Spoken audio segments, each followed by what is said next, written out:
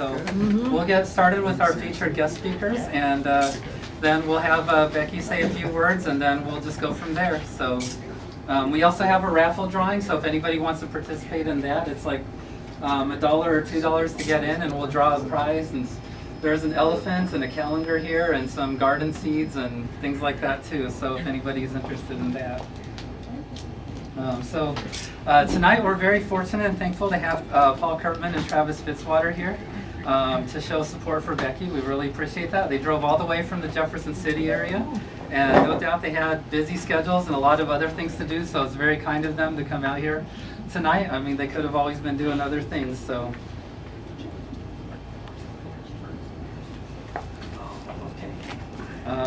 Also, there are a lot of other candidates for office here, for various office and elected office holders as well. So later on, they'd be given an opportunity to speak if they wish and introduce themselves as well too. So let's see, and then so we're very grateful to have Paul and Travis here tonight. So I'll introduce Paul to begin with. He's a state representative from the 109th district in Franklin County, which most of you already know him anyway. He's a pretty prominent guy. Like Becky, he's a political science major, and he served in the Marines, and so we're thankful for his service to our country as well. And he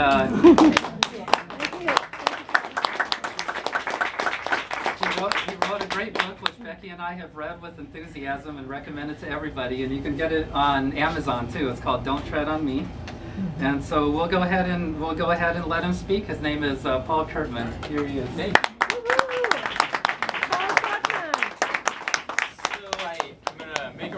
Real quick, maybe if we could bring the crowd in just a little bit, kind of fill in between some of these tables, because I know that this business has some other people that have been coming in and out since we've been here, just to buy donuts.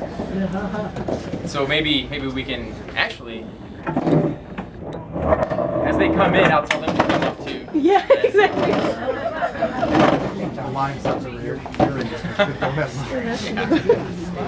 It's really great to be here for Becky tonight. I know that this is not your first campaign, and I think that something that really speaks to the kind of, really something that really kind of reflects what the people are wanting when it comes to government leadership, political leadership. The people are really wanting somebody who's just got some kind of heart and some fire for the fight that's before us. Throughout American history, America has a great tradition of protecting people's freedom and looking out for people's liberty, not really just for us, but for other people around the world. In fact, some people don't know this, and a lot of kids in school don't realize this because they don't really teach this anymore like they should. But America was really the very first country in which we formed a government for the sole purpose of just looking out for our freedom and our neighbor's freedom. America was the first country in the history of the world, really, where people took up arms on a volunteer basis just to fight to defend the God-given natural rights of themselves and their neighbors. And the Declaration of Independence, some of you I've got to talk to before, but the Declaration of Independence is such a fantastic document. It says in the second paragraph that we're all created equal. Governments are endowed by our Creator with certain inalienable rights. Among these are life, liberty, and the pursuit of happiness. And the whole reason we have government, the whole reason that I was elected to serve, the whole reason that Travis is running for office and that Becky's running for office, even our mayor from Ferguson, Ferguson. Sorry, we're in Florissant. Okay, confused me there. The whole reason behind people being in elected office, the only reason that I really served in the Marine Corps, the whole purpose of the military, is just to do one thing and one thing only, and that's what comes next in the Declaration of Independence. That to protect these rights, governments are instituted among men. The only reason that we're supposed to have government at all in the first place is just to protect our liberty and help keep us free. Government's not supposed to, we're not supposed to elect people to tell us how to run our lives, how to live our lives. It's not up to government to tell us how much money we owe them, so that way they can tell us, how to live and based on how they spend our tax dollars. Government's only supposed to be taking our tax dollars really just to help us live free. Provide for infrastructure. Our founding fathers believed in a public education to a certain degree just to make sure that we had people that understood things like liberty, understood things like freedom, so that we could have an infrastructure that is geared in an environment that's geared just towards helping people be able to pursue happiness and live free in an economic freedom and just have some freedom that we can just have for ourselves and for our family. You know, liberty is such a simple concept, but there's a lot of people in Jefferson City today that do not get it. I'll give you a perfect example.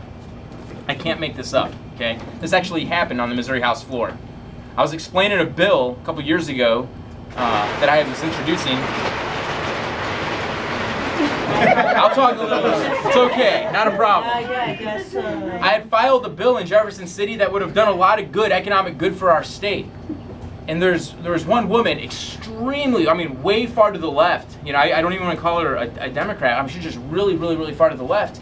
And she stood up and she started debating me on my bill, and I was explaining to her, you know, lady, I really want your vote on my bill, but in order for me to explain to you what this bill is, I have to know what your current level of understanding is right now.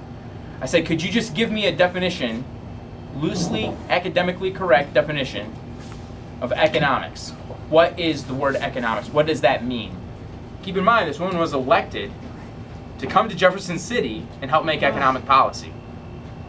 And she actually said this. She said, well, gentlemen, the definition of economics is the study of economics. I actually couldn't help myself. I laughed a little bit on the House floor. That's like saying the study of biology, or biology is the study of biology. It's not an answer. She's not really right, she's not really wrong, it's just a non-answer. You know, the economics is the study of choices that people make as they compete and cooperate in society to meet their needs. That means that the choices are supposed to be reserved to the individual, the liberty that we were born with, and that whenever government gets involved in the economic business, they immediately, just by virtue of them meddling in the process, they distort the pros and cons of the economic or the market environment. Does this make sense? And so now, since government's involved in it, there's other factors that people have to deal with. I used to be a financial advisor. I used to sell stocks and bonds to people. If I was trying to get you to purchase stock in Old Town Donuts, right? If you didn't want to buy stock in this business because you just didn't think it was going to be around for a long time, you just weren't comfortable with it. If I stepped in and said, you know what, I will pay you, I'll give you Cardinals tickets if you just buy stock in this business.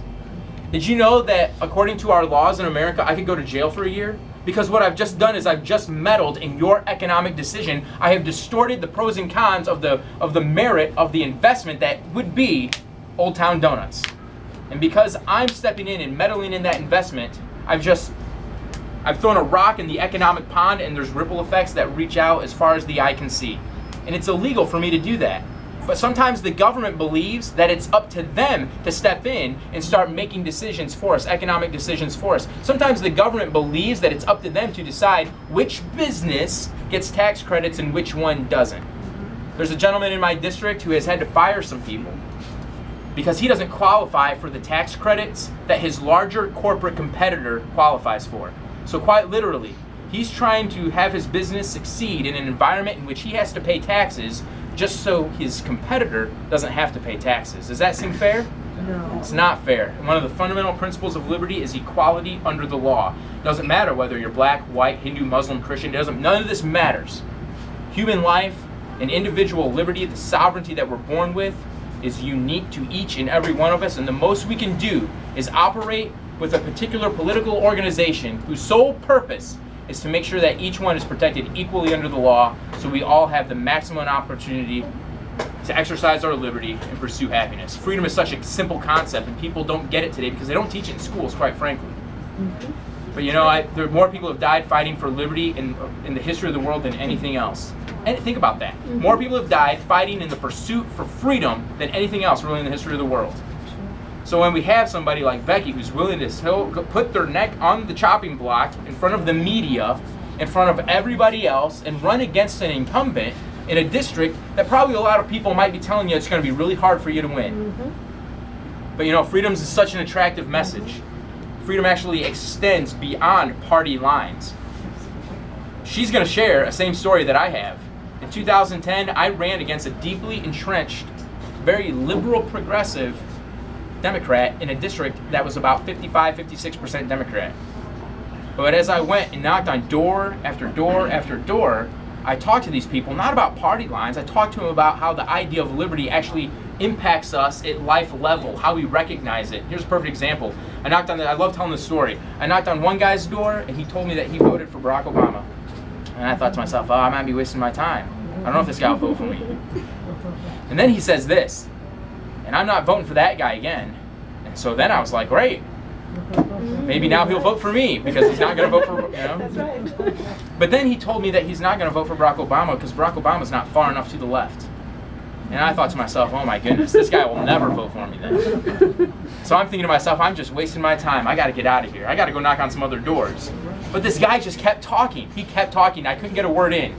So I'm thinking to myself, this guy's just wasting my time. He's obviously going to vote for whatever liberal's in front of him.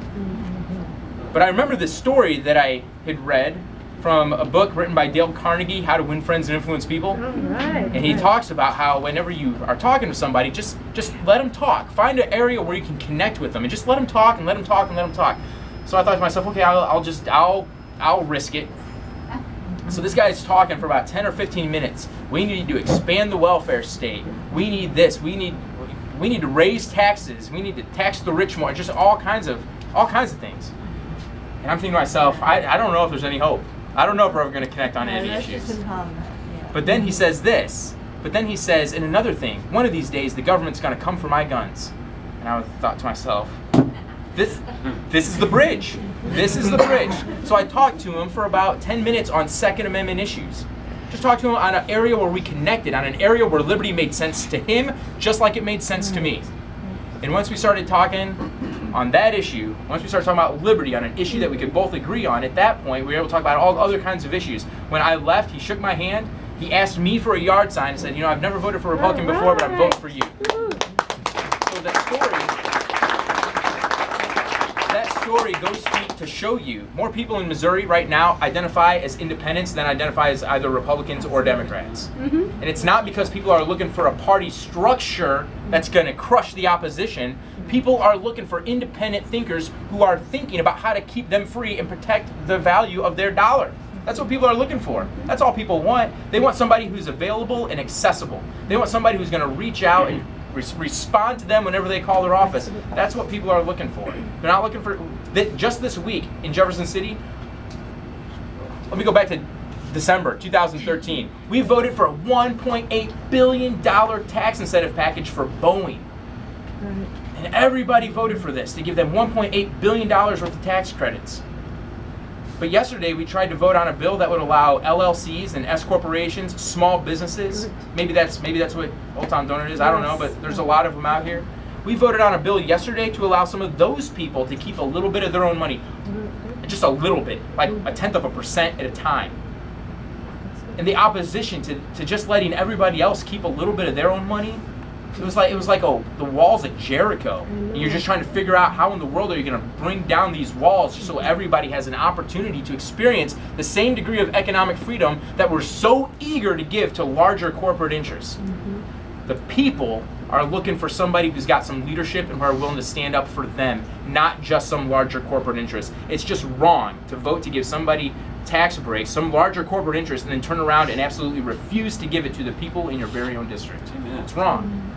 It totally undermines the idea of equality under the law. It undermines the whole concept of freedom. It undermines really what America is all about. And so that's why I'm excited to be here to support Becky, and I wish her the best. And as much as I can do to help her, I'm sure going to help her. And let me tell you, just put it all in perspective in the last 2 minutes. I spent several years of my life as an infantryman in the United States Marine Corps. Right in the middle of my first enlistment was 9/11. Totally changed everything in my life. The first time I deployed overseas, the youngest guy in my platoon, the youngest guy in my platoon was 17 years old. His peers were still seniors in high school. And he's carrying a rucksack on his back with body armor and a rifle with live ammunition in it. Now they take the same oath to the Constitution, the troops do, that we do in Jefferson City.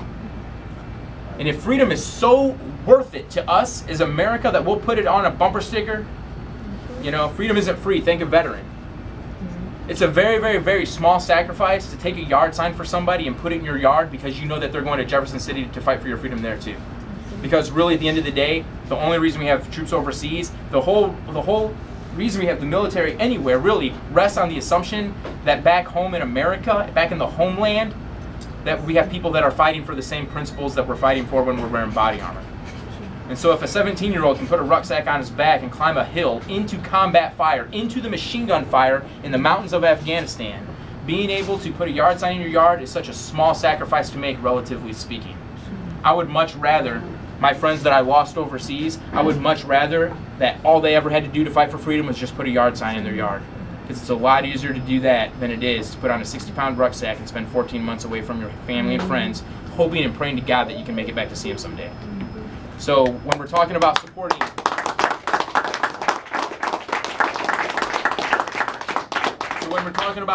somebody like Becky, if I can do it in the district that I ran in, I have absolutely no doubt in my mind that anybody can do it if they just do the work and if they have people that are there to back them up and support them. Support for Becky tonight's important. The fact that we can fill this room is amazing. Honestly, it really is. You should go to some other candidates' kickoff events. It's pitiful. But the fact that you all are out here is really quite amazing. And just remember that one thing you can't do is you can't stop time. So there's going to come an election day in August, and there's going to come an election day in November. And on that day in November, when you wake up the next morning, you're either going to think to yourself, I'm glad I did everything I could for Becky, or else you're going to think to yourself, I wish I could have done a lot more. So my General Sergeant taught me, if there's something worth doing, it's worth doing right. And it's better to always do the best that you can possibly do. Offer as much support as you can, because you don't want to have any regrets at the end. So we don't want to have any regrets when it comes to helping Becky get elected.